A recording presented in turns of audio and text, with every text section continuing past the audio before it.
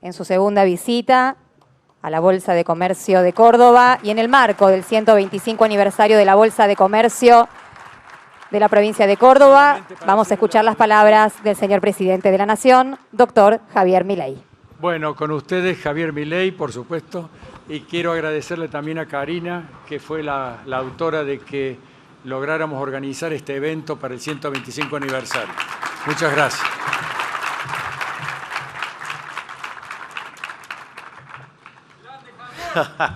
Gracias.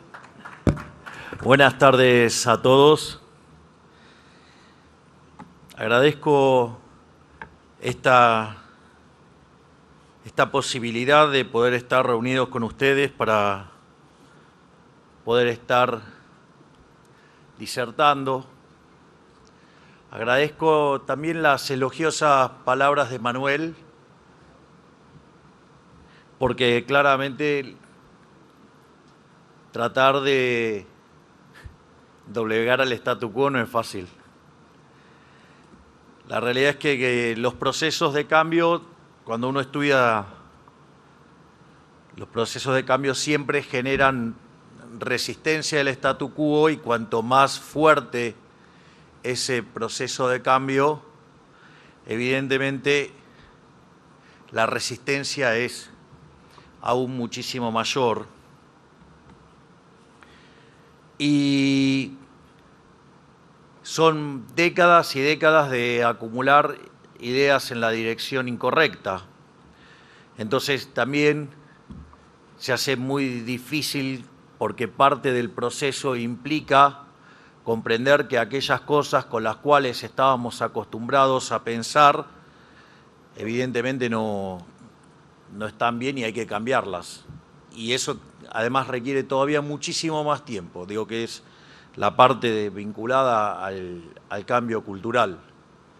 Lo que sí habría que tomar conciencia es que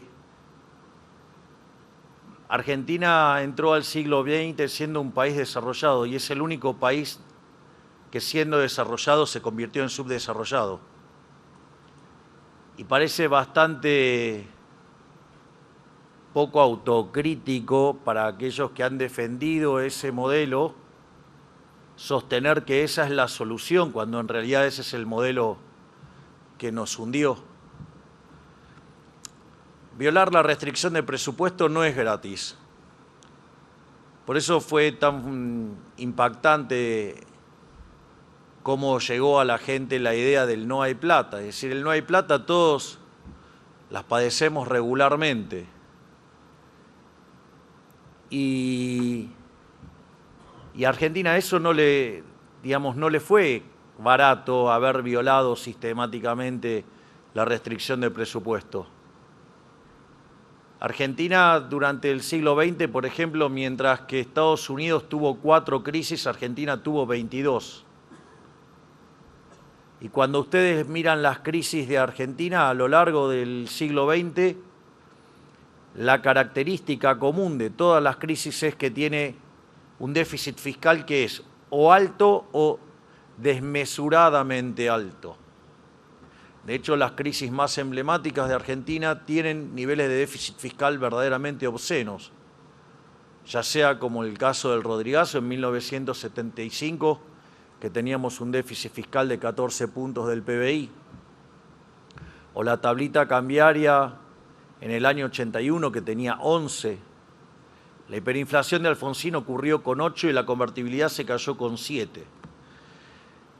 Bueno, nosotros recibimos 15 de déficit fiscal entre el Tesoro y el Banco Central, que era, digamos, una ficción, ¿no? Porque básicamente el Tesoro generaba déficit fiscal, lo financiaba con emisión monetaria, y por otra ventanilla, digamos, el Banco Central retiraba esos pesos y terminó pagando 10 puntos del PBI. Entonces, básicamente, teníamos un déficit fiscal de 15 puntos del PBI. Y también, digamos, resulta increíble algunas propuestas, porque se supone que cuando uno pasa por la administración pública y tiene, digamos, esta tarea de llevar a cabo, ya sea el país, ya sea una provincia o ya sea un municipio, se supone que en el medio debió aprender qué era la restricción presupuestaria. Digo, lo comento así al pasar porque días atrás el exgobernador Schiaretti nos criticaba a nosotros por lo que estábamos haciendo y hacía una propuesta de gastar más, muy linda, sonaba muy linda, la verdad que sonaba muy linda, pero implicaba elevar el déficit fiscal en 7 puntos del PBI. Entonces la pregunta es, ¿con qué lo vamos a financiar? ¿Con emisión monetaria? ¿Vamos a generar una hiper? Digamos, ¿lo vamos a financiar con endeudamiento en un contexto como el actual, digamos, donde frente al pánico político que se está espiralizando en el mercado y generando una descoordinación enorme en términos de riesgo país, un país que tiene déficit cero, o sea, uno de los 5 países del mundo que tiene déficit cero, que llevó la relación deuda-producto de niveles cercanos al 100 al 44 y que cuando miramos la deuda con el mercado está en torno al 25%. Digamos, y aún pasa esto, o sea, imagínense con un déficit fiscal de 7 puntos del PBI. O en términos de impuestos, quisiera saber, porque por cada punto del PBI necesitamos, por ejemplo, 3 puntos de IVA. Entonces yo le preguntaría al exgobernador Schiaretti si está pensando en llevar el IVA al 42%. Es decir, si está pensando financiar esa locura gastomaníaca, hundiendo más gente en la pobreza, llevando el IVA al 42%. Porque necesitaríamos 21 puntos más de IVA, por ejemplo. Entonces, digo, ¿cuál es la alternativa? ¿Gastar para generar una hiper? ¿Gastar para hundir a nuestros hijos, nietos y generaciones futuras? ¿O matar de hambre a la gente subiendo el IVA brutalmente? Entonces, digo, romper con el círculo de la demagogia también es un tema no menor. Porque 2 más 2 siguen siendo 4. Y eso parece que la política argentina se resiste a verlo. Es como querer negar la ley de gravedad. No, la ley de la gravedad no es cruel. Digo, pero si ustedes se tiran de un piso 50 se van a estrellar. Digo, y a nadie se le ocurre andar diciendo que la ley de la gravedad es cruel. Bueno, la restricción de presupuesto es... Por eso era tan genial el ejemplo ese que había hecho Alfredo Caseros con flan, ¿no? O sea, se le había terminado de quemar la casa y gritaba que quería flan. No, pero se quemó la casa, quiero flan. Pero, digamos, o sea, no hay heladera, quiero flan. No, pero, digamos, o sea, no tenés casa, quiero flan. Bueno, digo, y pareciera que la política en Argentina está empecinada en eso. Es decir, en violar sistemáticamente la restricción de presupuesto. Es decir, o si se financia con emisión de dinero, ¿a quién creen que van a perjudicar? ¿Se supone que dicen que van a proteger a los más vulnerables con emisión monetaria?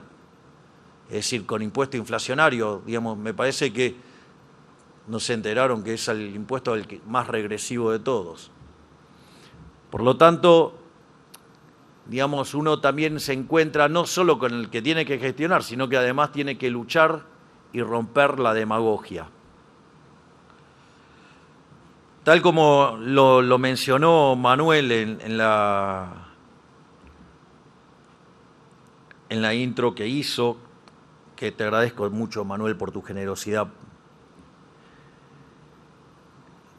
Argentina, probablemente nosotros cuando llegamos recibimos la peor herencia de la historia, porque teníamos un desequilibrio monetario, un money overhang que era el doble del que había en la previa del Rodrigazo, que implicó sextuplicar la tasa de inflación, con lo cual de base íbamos a ir a multiplicar por 12 la tasa de inflación. No solo eso, sino que además teníamos un desequilibrio en la hoja de balance del Banco Central mayor que la que tenía, por ejemplo, Alfonsín en la previa de la hiper. Alfonsín tenía pasivos remunerados respecto a base de 3, nosotros teníamos 4. Es decir, nosotros en un día podíamos quintuplicar la cantidad de dinero. Teníamos indicadores sociales peores que los del 2001 al momento de llegar. Aún los no sincerados. Pero además teníamos déficit fiscal por 5 puntos del PBI en el Tesoro, 10 puntos del PBI en el Banco Central. Teníamos deuda en pesos venciendo muy rápidamente por el equivalente de 9 bases monetarias. Teníamos el acuerdo con el fondo caído. Teníamos también las deudas comerciales en el Banco Central, la CIRA, por más de 40.000 millones de dólares. Teníamos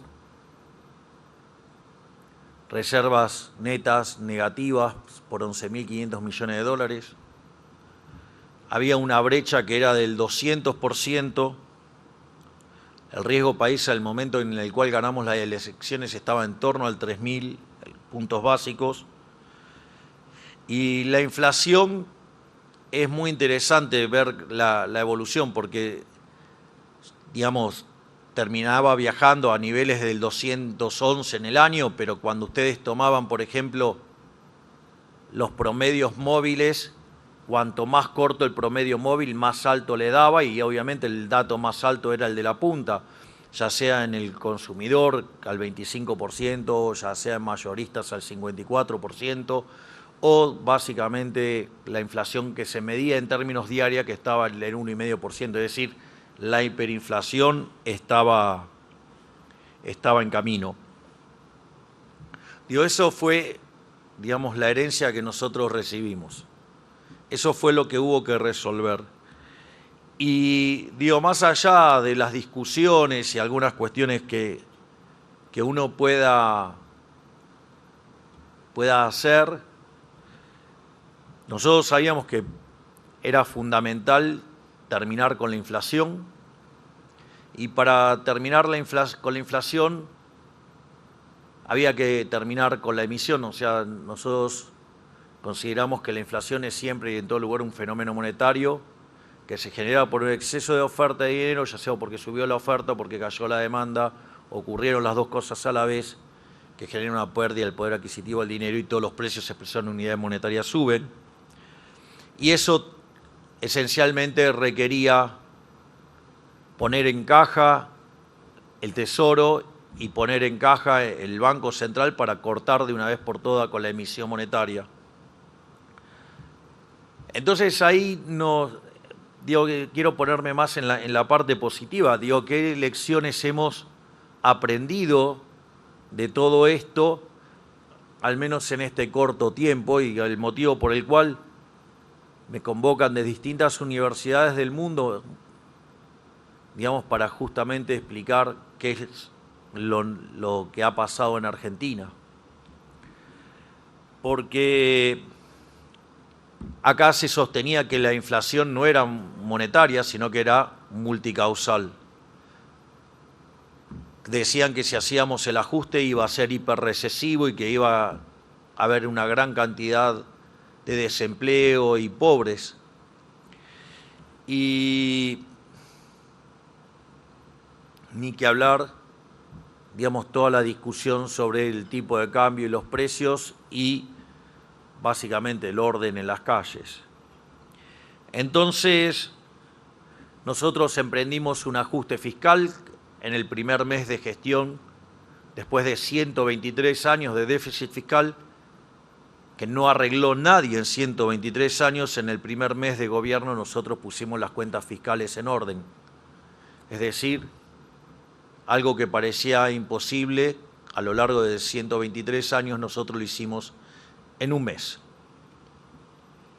No solo eso, sino que comenzamos a trabajar en limpiar la hoja del Banco Central para terminar con el cuasi fiscal.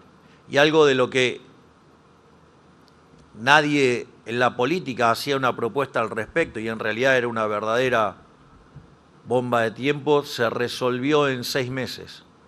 Es decir, que a lo largo de el primer semestre del 2024 no solo pusimos en caja al fisco, sino que además terminamos con la emisión monetaria. Y a partir de ahí nosotros empezamos a discutir sobre dos conceptos, lo que es la base monetaria amplia y la base monetaria observada, y se habían creado instrumentos para que, conforme se fuera recomponiendo la demanda de dinero, eso generara endógenamente una expansión de la base monetaria en el formato tradicional para abastecer esa demanda de dinero, y que el techo iba a ocurrir cuando se tocaran los dos conceptos de base monetaria. Pero frente a ese ajuste, consideraban que la inflación no iba a bajar, y que no podía bajar de ninguna manera del 30% en minoristas. Y para sorpresa de muchos, bajó de 30, después no la íbamos a poder bajar de 10, bajó de 10, después no la íbamos a poder bajar de 8, bajó de 8, después no podía bajar de 4, bajó de 4, y hoy la inflación viaja entre el 1,5 y el 2% hace 4 meses. Es decir, que la inflación es un fenómeno monetario, porque además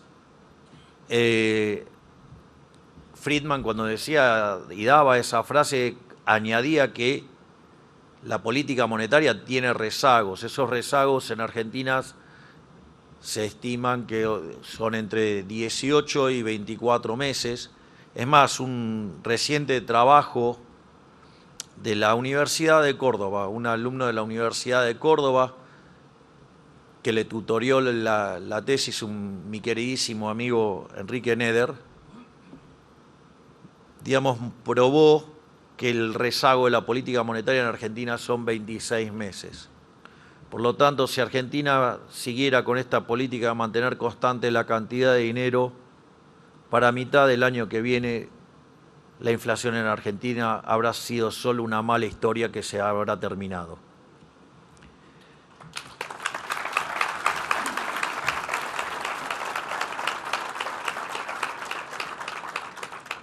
Por ende, al menos ya tenemos una lección, y es que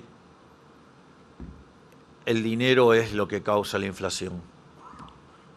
No solo aprendimos esa lección, aprendimos también otra lección, que uno podía hacer un ajuste fiscal y que el ajuste fiscal podía ser expansivo.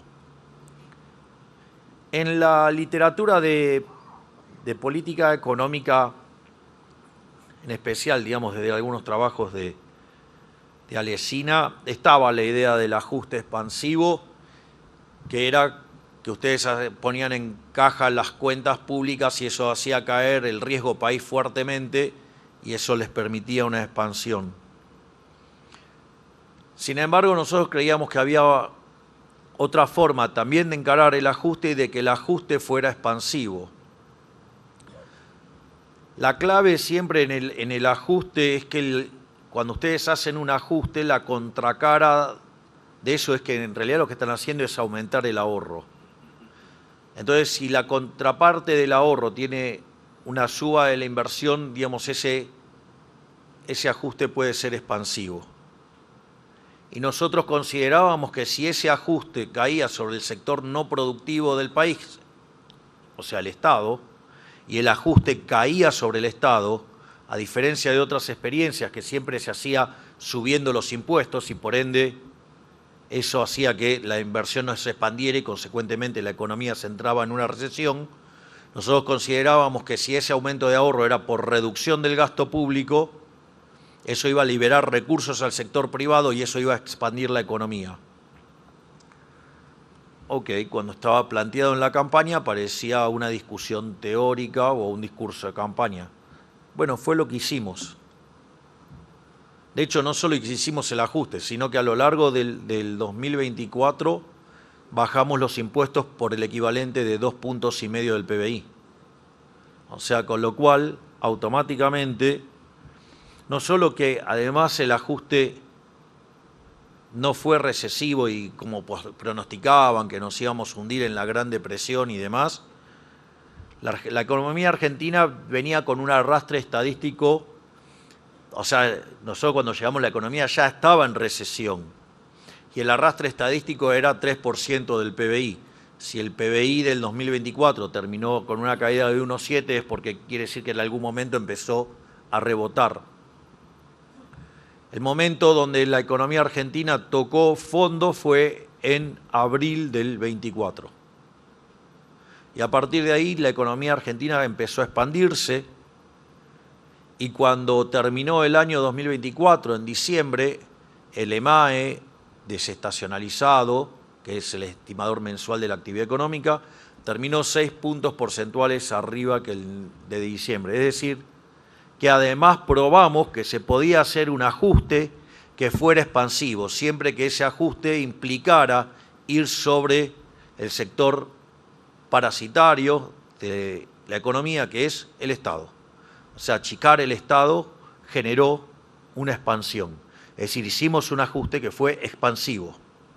Entonces, no solo logramos bajar fuertemente la inflación, no solo logramos evitar la hiperinflación, sino que además la recomposición de las cuentas públicas derivó en una expansión de la economía. Y de hecho, esa expansión de la economía siguió a lo largo del primer y segundo trimestre de este año, porque básicamente la observación del dato del primer trimestre, digamos, está 5,7 arriba respecto al año anterior y 6,3. Pero claro, digamos, desde el mes de marzo, febrero, marzo, la política no para de meter palos en la rueda. Digo, hay un empecinamiento por destruir todo lo que hemos construido. Es decir, a lo largo de este año, la parte más irracional de la política argentina lo único que intenta hacer es romper el equilibrio macroeconómico. Y es por eso que, digamos, nos sacaron más de 40 leyes en contra. Y la verdad que también la crítica que se hace a la política es bastante ingenua, por decirla, porque nunca deberían olvidarse que nosotros asumimos con el 15% de la Cámara de Diputados y menos del 10% de la de senadores. O sea, es increíble todo lo que hicimos en el primer año, pero creo que de hecho nos dieron todas esas cosas porque creían que iba a salir mal. Porque además todo este proceso fue acompañado por casi 9.000 reformas estructurales. Y lo más interesante entonces es que el ajuste sí puede ser expansivo. Argentina igual tiene el PBI hoy en niveles máximos de producción, o sea, en línea con los que teníamos en el 2011. Tenemos los niveles de consumo en los máximos históricos, es decir, en línea con los del 2011. Y recuerdo que también decían que íbamos a hacer que la pobreza se multiplicara enormemente. Y la realidad es que si uno llevara esto a la frecuencia mensual del análisis de la pobreza, para contemplar, digamos, las cosas que quedan escondidas detrás de un promedio cuando una variable es creciente, o, digamos, lo que implica haber tenido controles de precio y entonces contablemente tenían un nivel de pobreza, pero cuando iban al mercado era distinto porque no encontraban el producto de la góndola, lo tenían que ir a buscar a otro lado. Cuando ustedes corregían por todas esas cosas, eso queda plasmado en el indicador de pobreza que sigue Ditela y estaba en el orden del 54 y 57% según cuando se paran.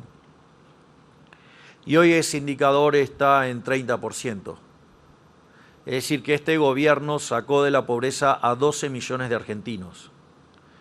Había además 6 millones de argentinos que no comen y hoy comen porque salieron de la indigencia. Por lo tanto, no solo que pusimos en caja las cuentas públicas, sino que además bajamos la inflación y además sacamos gente de la pobreza y la indigencia. Es decir, generamos como que parece que hubiéramos encontrado la máquina de la prosperidad. Quiere decir que hemos que los problemas se terminaron. No, no, de ninguna manera estoy diciendo que se terminaron los problemas. Es decir, nosotros sabemos que tener 30% de pobres es algo hiperdoloroso. Digamos, es como estar a mitad de camino. Digo, la realidad es que la pregunta es, ¿qué hacemos? Y yo diría, mire, no aflojemos, sigamos para adelante.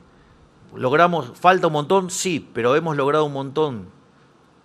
Hay que hacer que valga la pena todo ese esfuerzo que acabamos de hacer durante estos casi 20 meses, que valgan la pena. Hay que seguir adelante. Es decir, y después a veces dicen, no escuchan. Digo, ¿qué quieren que escuche? La receta que fracasó durante 100 años. ¿Qué quieren? ¿Que volvamos al déficit fiscal, a la emisión monetaria, al descontrol cambiario monetario? O sea, digo, ya sabemos qué es esa receta. Dejó 57% de pobres, el 70% de los chicos pobres.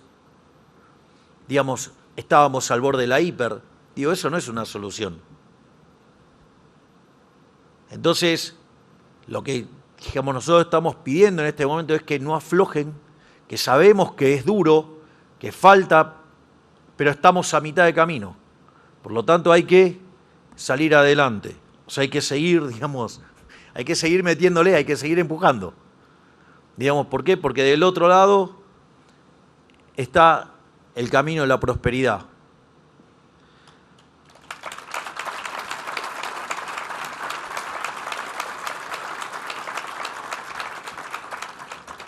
La otra falacia que también hemos logrado destruir es la falacia del pass-through, es decir, el traspaso de la devaluación a precios.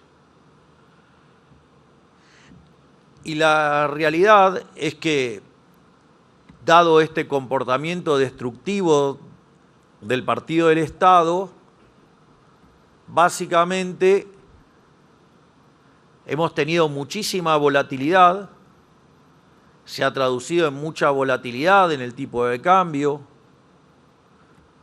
Sin embargo, la inflación minorista continúa en torno al 1,5% y el 2%. Y eso que miren que la demanda de dinero la están sacudiendo de lo lindo, ¿eh? Entonces, la realidad es que también, digamos, es bueno comprender cómo funciona el sistema de precios. Y me parece que también es una lección interesante para no cometer determinados errores de cara al futuro. Ahora, también hay algo que es muy importante y que si no hubiera estado esta contrapartida, todas estas cosas no se hubieran podido lograr. Es decir, hemos hecho cosas maravillosas en materia de bajar la inflación, en materia de ir recomponiendo la cuestión del endeudamiento.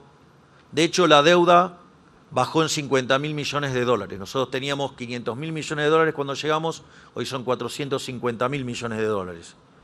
Es decir, somos el primer gobierno que paga tanta deuda, o sea, pagamos deuda. En 20 meses bajamos la deuda a 50.000 millones de dólares. Por eso pasó de niveles del 100% a 44%.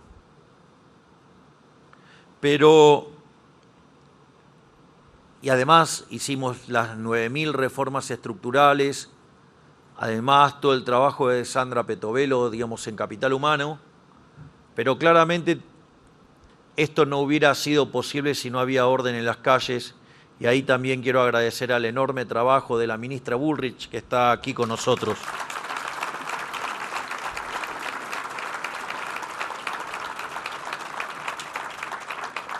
A la ministra Bullrich, además también los argentinos tenemos una gran deuda con ella, porque es una verdadera patriota.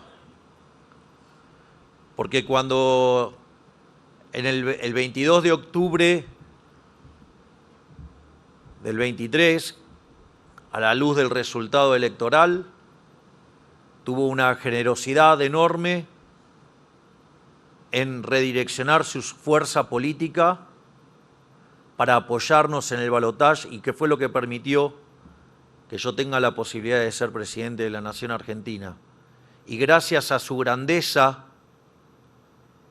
y a su entereza y de ser una argentina de bien, una patriota, digamos, la doctora Bullrich habló con el expresidente Mauricio Macri y juntos decidieron apoyar, llegamos a la presidencia y pudimos hacer muchísimas cosas enormes a lo largo del primer año y meses del gobierno y que estamos confiados que vamos a poder seguir haciéndolo de acá en adelante, porque ya todos hemos visto quién está de enfrente, ya hemos visto a los forajidos de vuelta. Así es que, digamos, vamos a seguir trabajando por hacer una Argentina mejor para que salgamos del populismo y salgamos adelante de una vez por todas.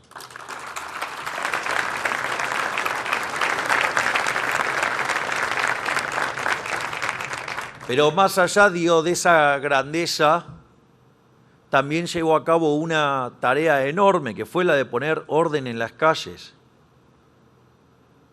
Es decir, la ministra Petovelo había identificado el nexo, donde había que romper el nexo entre lo que eran las prestaciones sociales y el momento que llegaba a la gente, digamos, donde estaban en el medio los gerentes de la pobreza, y había que cortar ahí. Pero ahí cortar los cables no era tan fácil.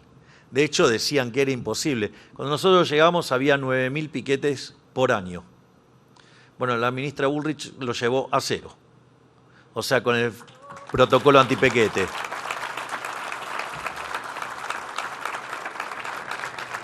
Y eso nos permitió tener orden en las calles, volvió el orden a la Argentina. Sin orden tampoco hay progreso.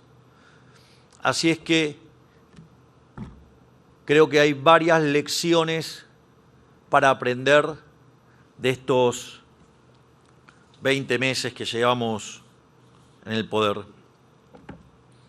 Obviamente que en un año electoral, digamos, y donde la única propuesta que tiene el Partido del Estado es destruir, porque la única propuesta que tienen es destruir.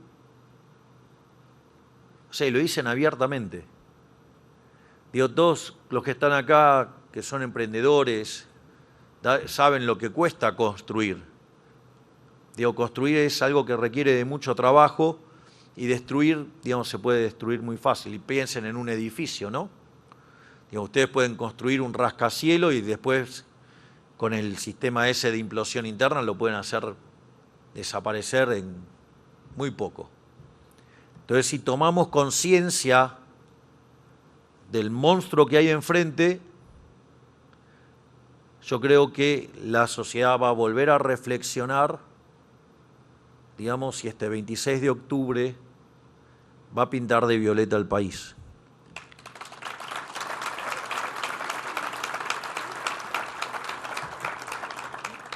Y esto es más allá, digamos, de una encuesta o de lo que uno pueda estar mirando. Es principio de revelación pura.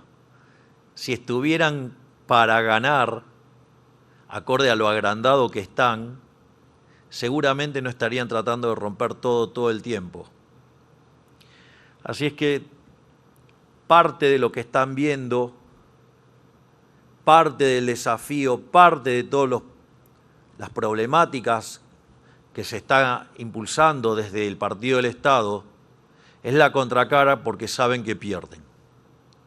Entonces quieren romper todo para conseguir un mejor resultado. Pero nosotros vamos a seguir peleando y vamos a seguir avanzando, no nos vamos a rendir de ninguna manera, porque nosotros vinimos para hacer grande a la Argentina nuevamente y no vamos a cesar en esa tarea de ninguna manera.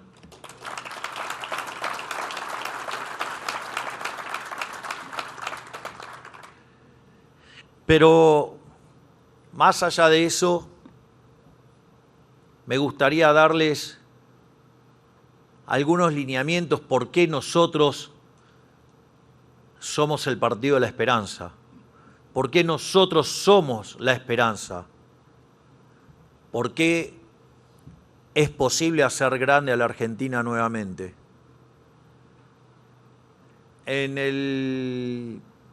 Lo que fue la cadena, en la presentación del presupuesto,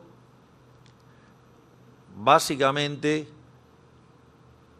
expliqué que Argentina en 10 años se podía convertir en un país de altos ingresos, en 20 años codearse con las potencias, las principales potencias mundiales, y en 30 años podía estar en el top 3. Entonces ahora lo que voy a hacer es dar los fundamentos de por qué eso es posible. Para lograr algo así uno tendría que encadenar por lo menos un par de décadas creciendo a tasas del 7%. De hecho, en los procesos de convergencia hay países que han logrado crecer a tasas del 10% durante 14 años, que es equivalente. Piensen que hay cuando ustedes estudian crecimiento hay una regla que se llama regla del 70, que sirve para determinar en cuántos años duplican el PBI. Entonces, por ejemplo, si ustedes crecen al 10%, duplican en 7 años. ¿Quién lo hizo esto? Por ejemplo, lo hizo China. China encadenó 2 periodos de 7 años creciendo al 10. Eso implica multiplicar el PBI por 4. Es decir, eso no es que no se hizo, se hizo. De hecho, les voy a decir algo. Cuando Argentina tomó lugar el milagro liberal desde la llegada de Urquiza al poder, con la Constitución de Alberdi del 53, Argentina, digamos, de ser un país de bárbaros, se convirtió en la primer potencia mundial. Si toman la reestimación de Madison, puede ser tercero. Igual no deja de ser un milagro. Y básicamente cuando miran la tasa a la que crecía Argentina, en el relativo al mundo, es más alto que lo que eran las tasas chinas respecto al mundo. O sea, con lo cual, si lo hicimos en el siglo XIX, ¿por qué no lo vamos a poder hacer en el siglo XXI? Es decir, lo único que hay que tener es, digamos, fe, pero sobre todas las cosas, coraje. Y yo creo que los argentinos, después de tanta resiliencia, tantas cosas malas, si hay algo que tenemos es fuerza y coraje para hacerlo. Pero de vuelta, ¿cuáles son los fundamentos para esto? El primero es el equilibrio fiscal. Hay un trabajo maravilloso que hizo hace poco Juan Pablo Nicolini, que es un economista de la Universidad de Itela, que Guido lo conoce, obviamente, y que además trabaja en la Reserva Federal, y mostró que con solo alcanzar el equilibrio fiscal, la economía argentina podría crecer de manera sistemática al 4%. Y hablando con el profesor Nicolini, una de las cosas que me decías, eso es cierto, pero además eso no hacía diferencia si el equilibrio fiscal se alcanzaba subiendo impuestos o bajando gastos. Y claramente no es lo mismo. Por lo tanto, una solución hecha desde la reducción del Estado, probablemente la tasa de crecimiento sea más alta.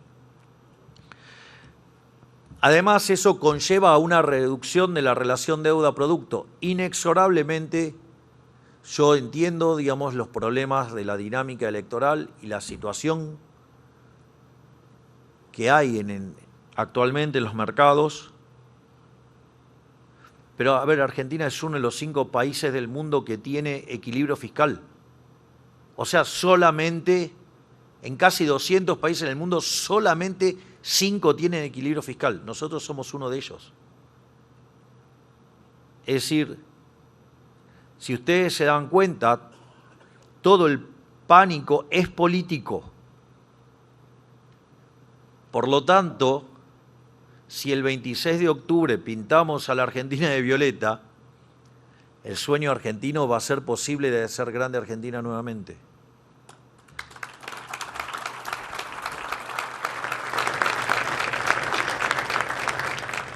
Otro elemento que también es muy importante, cuando ustedes tienen inflación generan distorsión de precios relativos y esa distorsión de los precios relativos castiga el crecimiento económico. A mitad del año que viene la inflación habrá sido historia, por lo tanto eso va a implicar un salto en el nivel del PBI.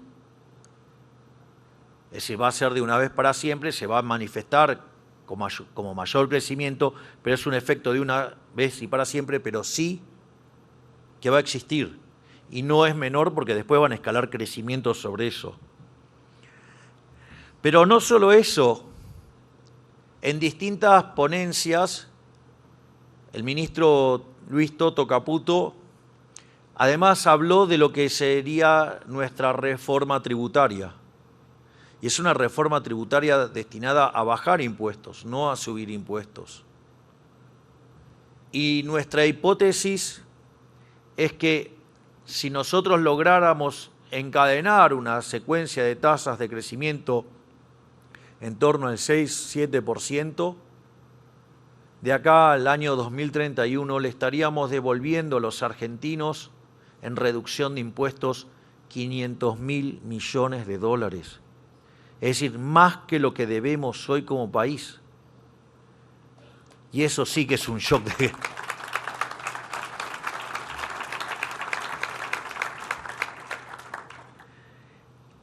Además, otro elemento que juega un rol importante en el crecimiento es el trabajo enorme que hace el doctor Federico Sturzenegger en el Ministerio de Desregulación. Voy a contar una anécdota que muestra básicamente acerca de los fundamentos de lo que estamos haciendo. Cuando me tocó ser parte de la reunión del G7, invitado por la primer ministra de Italia, Giorgia Meloni, me invitó para hablar sobre inteligencia artificial y crecimiento económico. Y básicamente, una de los ejes centrales de mi presentación tenían que ver con que no tenía sentido todos los escenarios distópicos que plantean acerca de la inteligencia artificial y que esto en realidad iba a ser algo maravilloso para el mundo porque iba a implicar una aceleración de la tasa de crecimiento como consecuencia del aumento de la productividad. De hecho, el doctor Reidel, digamos, quien además está con las cuestiones de energía nuclear y los temas de inteligencia artificial, porque obviamente los data centers hay que alimentarlos, entonces son cosas y necesitan de mucha energía y de mucha estabilidad. Entonces, cuando terminó la reunión, mientras que esperábamos que llegara el Papa Francisco con Meloni, justo se les había roto el carrito, era un carrito de golf, pero se rompió y entonces tardaron en llegar. Entonces nos quedamos en un costado con Kristalina Georgieva hablando de su ponencia y de mi ponencia. Ella básicamente había trabajado sobre un artículo de Keynes, digamos que muy poco conocido, yo sí tuve la suerte de leerlo. Les aviso que las obras completas de Keynes son 30 tomos.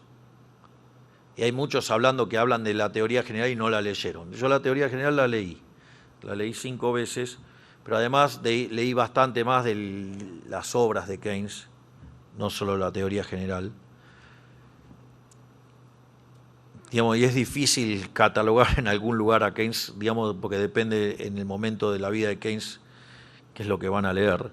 No es el mismo el Keynes del Tratado sobre el Dinero que el Keynes de la teoría general, no es el de el breve tratado sobre la reforma monetaria, no es el mismo el de las consecuencias económicas de la paz. Digo, es difícil encasillar a un autor de esas características, pero hay un artículo muy interesante ya, digamos, sobre los últimos tiempos de Keynes, que es La economía para mis nietos, y que muestra cómo es, y él se va ideando cómo sería el futuro. Y en función de eso, digamos, Georgieva plantea un ejercicio optimista donde dice la tasa de crecimiento del PBI per cápita salta 1 punto porcentual. Obviamente yo tenía en mente algo mucho más radicalizado, que es volver a revitalizar la idea de la mano invisible combinada con la fábrica de alfileres. La fábrica de alfileres es la idea de los rendimientos crecientes. De hecho, recientemente con el doctor Reidel acabamos de demostrar, y ahora estamos buscando el journal que nos publique lo que hicimos, hemos logrado reconciliar la idea de la mano invisible con los rendimientos crecientes, o sea, con la fábrica de alfileres. Es decir, que uno puede tener un óptimo de Pareto aún con rendimientos crecientes.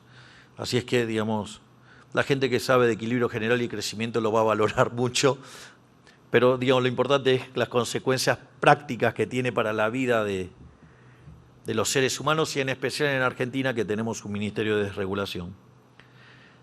Entonces, yo le conté esta idea, que el problema con la economía neoclásica de querer replicar mercados competitivos, cuando aparecían los rendimientos crecientes, como los rendimientos crecientes están asociados a estructuras concentradas, se generaban una maraña de regulaciones que terminaba matando el crecimiento económico.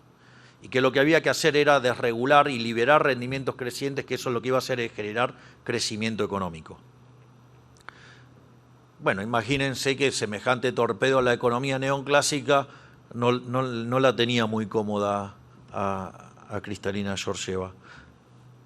Pero por las dinámicas que hemos tenido y que después derivó en el acuerdo en el cual saneamos el activo del Banco Central, en esas etapas tenemos una reunión en Nueva York y cuando nos sentamos a hablar me dijo, usted tiene razón.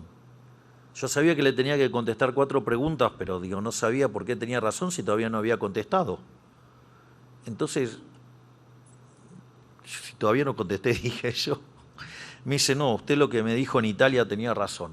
Había puesto a sus econometristas a testear la hipótesis de la relación entre regulación y crecimiento y digamos, lograron probar mi hipótesis que si ustedes desregulan, crecen.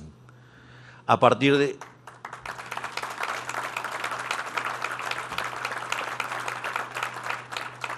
Y es así que me pidió si podían sumar a Federico, a Sturzenegger, como parte de los asesores del fondo para desregular y generar crecimiento económico.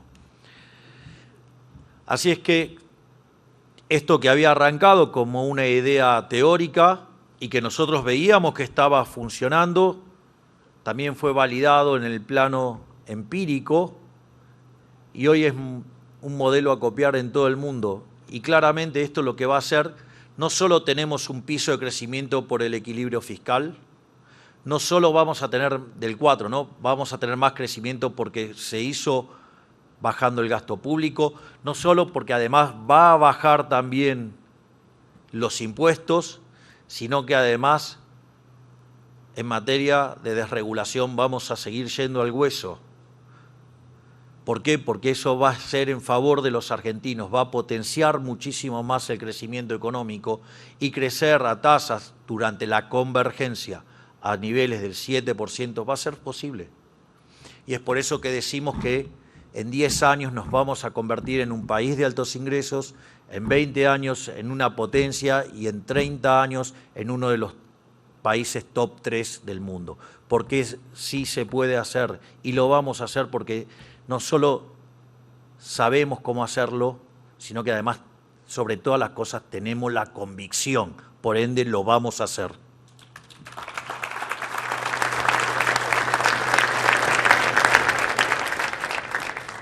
Pero nuestra estrategia de crecimiento no se queda ahí. De hecho, cuando ustedes miran la discusión en la literatura de crecimiento económico sobre qué es lo que explica el crecimiento económico, ese debate queda saldado, digo, a fines de los 80, inicio de los 90, con un trabajo de Mankiw, David Weil y David Romer, no Paul Romer, David Romer, aclaro porque no es lo mismo. Y básicamente lo que, de aquella famosa ecuación de Solow testeando el crecimiento en el 57, su modelo del 56, que solamente el capital explicaba el 15%, al incorporar el capital humano saltaba al 85%, es decir, explicaba 70 puntos más y dije, se acabó la discusión, esto es capital humano. Y nosotros, es tanto lo que creemos en eso. Es más, le voy a contar una anécdota. En la época que yo vivía, digamos, en el departamento del Abasto y que estábamos solamente con Ani y yo, había un cuadro en el living de 1,5 metros por 1 metro de Gary Becker derivando la ecuación de Slutsky intertemporal. Así es que imagínense que para mí, capital humano, además de tener sobre las espaldas 25 años de dar clases de microeconomía y de equilibrio general, evidentemente tiene un rol importante Gary Becker. Y fue tal el homenaje que le hice a Gary Becker llegando al gobierno, es que a un ministerio le puse capital humano. Un ministerio que integra el capital humano de primera generación con el de segunda generación. Es decir, lo que tiene que ver con la parte de la alimentación y de la salud. De hecho, el tema de salud era tan complejo que hubo que separar a un ministerio aparte por los problemas que había con dicho ministerio y la dificultad, pero igual siguen trabajando integrados, de modo tal de asegurar el capital humano el de primera generación. Porque eso es lo que después permite que esos jóvenes después puedan estudiar, puedan trabajar, y además también trabajamos en la que tiene que ver en la reinserción de aquellos que han quedado desplazados del sistema, de dar contención con los que les cuesta un poco más volver. Y trabajar, la verdad que funcionó, porque bajar 12 millones la cantidad de pobres no es un tema menor, sacar a 6 millones de personas que no comían hoy comen, por lo tanto se le da un rol importante y dentro de esto también está el tema laboral. Por lo tanto, no solo va a haber reformas que bajen regulaciones, sino que además esto implica que vamos a avanzar hacia un mercado laboral más desregulado. Es decir, parte de este crecimiento entonces tiene que ver con seguir desregulando en todos los mercados y también desregular en el mercado de trabajo. O sea que se viene reforma tributaria, reforma laboral y mucha desregulación económica para adelante.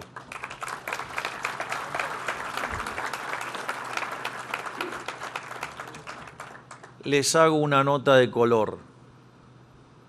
Cuando le empezaron a torpedear el barco a De la Rúa, fue porque quiso hacer la reforma laboral. No sea cosa que los que están torpedeando atrás sean los mismos. No van a poder parar el cambio. Pero no solo eso. Digamos, además tenemos muchos sectores con gran potencial, ya sea lo que es el campo argentino, la ganadería, lo que tiene que ver, o sea, el agro, la ganadería, lo que tiene que ver con la minería, que tenemos el tema del litio, el oro, el cobre. Digamos, el RIGI de hecho trajo 25.000 millones de dólares en inversiones y hay pendiente 40.000 millones. Es decir, los que decían que el RIGI no iba a funcionar, bueno, parece que funciona. Pero no solo eso, digamos, todo lo que tenemos en materia de minerales raros, la revolución del oil and gas, digamos, en Argentina, en especial Vaca Muerta, también lo que tenemos para hacer en materia de energía nuclear, donde estamos avanzando en la construcción de los EMRs, o sea, los sistemas modulares, que además son escalables y es una energía segura. Por lo tanto, estamos trabajando mucho en el desarrollo nuclear. Hemos hecho un acuerdo con Francia, que son los principales productores de este tipo de tecnología. Y además tenemos el uranio, entonces estamos en condiciones de ser un player importante. De hecho, Argentina se sienta en la mesa de los players importantes. Bueno, queremos ser todavía más importante. Y eso, digamos, va a facilitar todos los desarrollos de inteligencia artificial que estamos pensando que podrían tomar lugar en el sur. Y finalmente, otro tema no menor, y es el tema de la apertura comercial. Es decir, una vez que nosotros avancemos en la reforma tributaria, una vez que avancemos en la reforma laboral, vamos a estar en condiciones de abrir más la economía sin que eso tenga un costo social negativo. Es decir, acá es muy importante la secuencia. No es lo mismo abrir la economía y después, digamos, desregular el mercado laboral y después bajar impuestos. Eso podría ser profundamente doloroso para la población. Por eso es bajar impuestos, después de bajar impuestos, después de regular el mercado laboral, después abrir y entrar en un loop permanente. En ese sentido, hemos estado también avanzando y trabajando muy fuertemente en un acuerdo comercial con los Estados Unidos, donde Argentina estaría teniendo un trato muchísimo mejor que el resto de los países, sino que además hemos profundizado nuestro vínculo con el Mercosur y estamos trabajando muy rápidamente y avanzando mucho más de lo que se había avanzado hasta ahora en el acuerdo con la Unión Europea, y días atrás también cerramos el acuerdo con EFTA. Así es que también trabajamos para que Argentina cada día sea un país más abierto. Por lo tanto, los Key Value Drivers para que Argentina pueda crecer están a toda marcha, están a toda máquina. Probablemente tengamos una pequeña pausa como consecuencia de la volatilidad que está creando el Partido del Estado. Pero no tengan duda que si el 26 de octubre pintamos a la Argentina de violeta, vamos a iniciar el camino a la tierra prometida y Argentina va a ser grande nuevamente. Muchísimas gracias y ¡viva la libertad, carajo!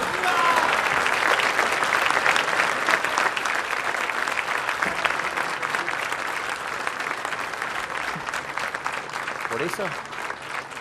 Agradecemos y despedimos con este fuerte aplauso al señor presidente de la Nación, doctor Javier Milei.